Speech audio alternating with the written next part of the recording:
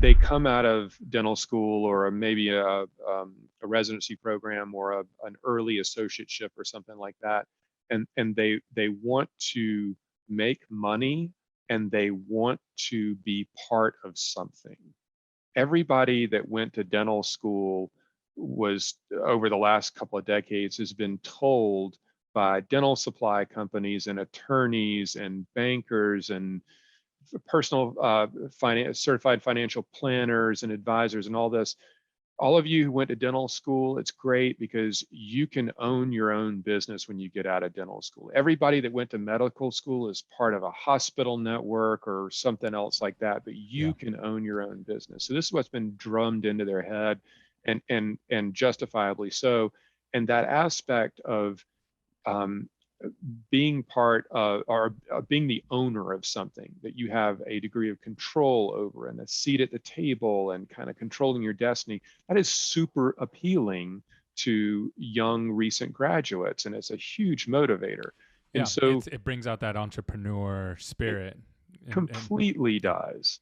It completely does. So when they enter the workforce and they're carrying all this student loan debt and everything, and they want to make other decisions that require additional debt, they may not be really over the moon about taking on $1 million loan from one of the banks to buy their first practice. But it doesn't mean that they're not going to. It just means they might not right now. So if I'm trying to recruit one of them, what's different about me and my practice and my business than any other? And what you hear 9 times out of 10 is, well, we pay a higher compensation rate. Well, okay, that's a, I don't want to use a bad word on this podcast because you'd have to put the E rating on it, but that's like a BS Yeah. type of an argument, because compensation rate, it is a phony number. Let's talk about income. Income to an associate is a function of compensation rate and volume of dentistry you're going to do.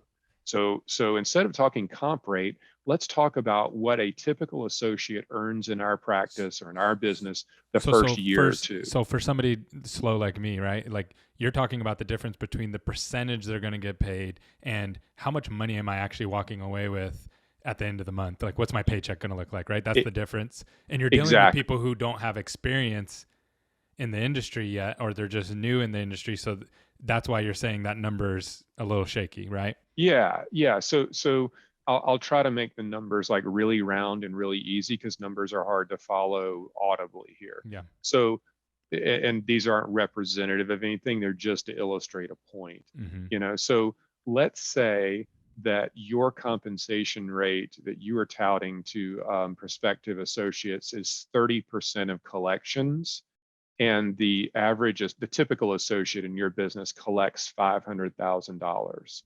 Okay, so 30% of $500,000 is $150,000 a year.